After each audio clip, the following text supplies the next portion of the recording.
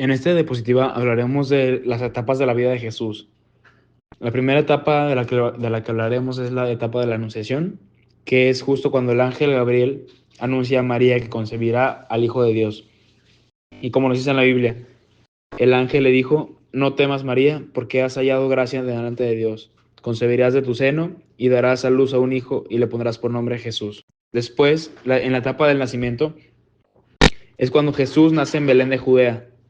Y citando en la Biblia dice: y dio luz a su hijo primogénito, lo envolvió en pañales y lo acostó en un pesebre, porque no tenían sitio en el alojamiento.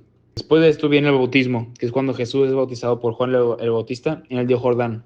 Y es cuando dice: y apenas se bautizó Jesús, salió del agua, se abrieron los cielos y vio que el Espíritu de Dios bajaba como una paloma y se posaba sobre él. La siguiente etapa es la vida pública, que es cuando Jesús comienza su ministerio público, predicando, enseñando y realizando milagros. Y desde entonces comenzó Jesús a predicar y a decir: convertíos, porque está cerca el reino de los cielos. Después, el año de la pasión fue cuando Jesús sufre y muere en la cruz. Como nos dice en la Biblia, Jesús dio un fuerte grito y expiró.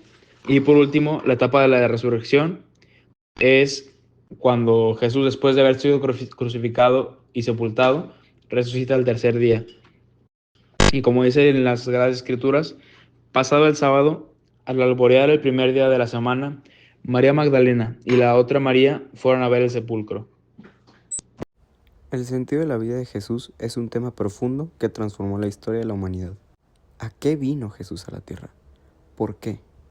Bueno, permítanme platicarles de 4 pilares fundamentales que sostienen este dilema. Primero hablemos de la redención. Jesús vino a salvar la humanidad del pecado y la muerte. Su misión no fue casual, sino un acto de amor divino, como afirma Juan en el capítulo 3, versículo 16.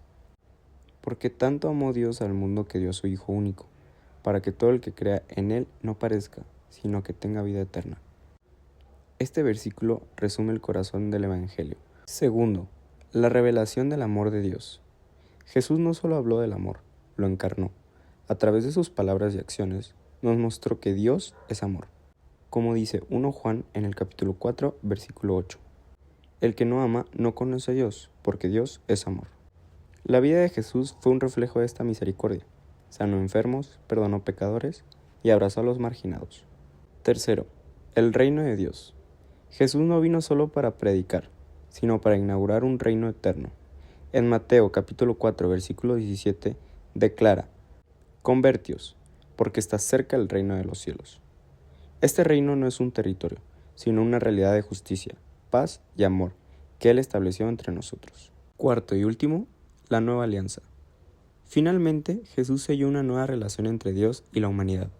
En la última cena, tomó la copa y dijo: esta copa es la nueva alianza en mi sangre, que es derramada por vosotros. Su muerte en la cruz no fue una derrota, sino el inicio de un pacto eterno basado en la gracia. Ahora hablaremos cómo fue la predicación de Jesús. El Papa Francisco nos menciona 5 puntos esenciales que reflejan paso a paso cómo es que esto fue. El primer punto importante es la alegría. Jesús inicia su predicación con un mensaje de gozo, proclamando que se le ha enviado para anunciar a los pobres la buena nueva. El segundo paso es la liberación. Jesús fue enviado para proclamar la liberación de los cautivos. Un cristiano no debe llevar sentimientos de culpa hacia los demás, sino de paz. El tercer paso es la luz. Jesús nos ha enseñado a ver la vida de una forma nueva. Nos trae la luz de la filiación, porque Él es el Hijo de Dios. Por ende, todos somos hijos de Dios, amados a pesar de nuestros errores y pecados. El cuarto paso es la sanación. Todos, al ser personas, somos capaces de cometer pecados. Sin embargo, Jesús nos sana del pecado siempre de forma gratuita.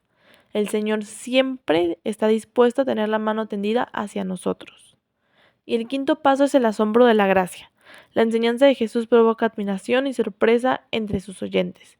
Su autoridad y sabiduría generan un impacto profundo, llevando así a muchos a reconocer su divinidad. Yo les hablaré en esta cuarta diapositiva, 3 milagros que Jesús hizo en su vida. El primero de ellos es la resurrección de Lázaro. Marta, María y Lázaro eran 3 hermanos que vivían en la región de Betania. Cuando Lázaro enfermó de gravedad, ellas llamaron a los discípulos de Jesús para poder curar a Lázaro.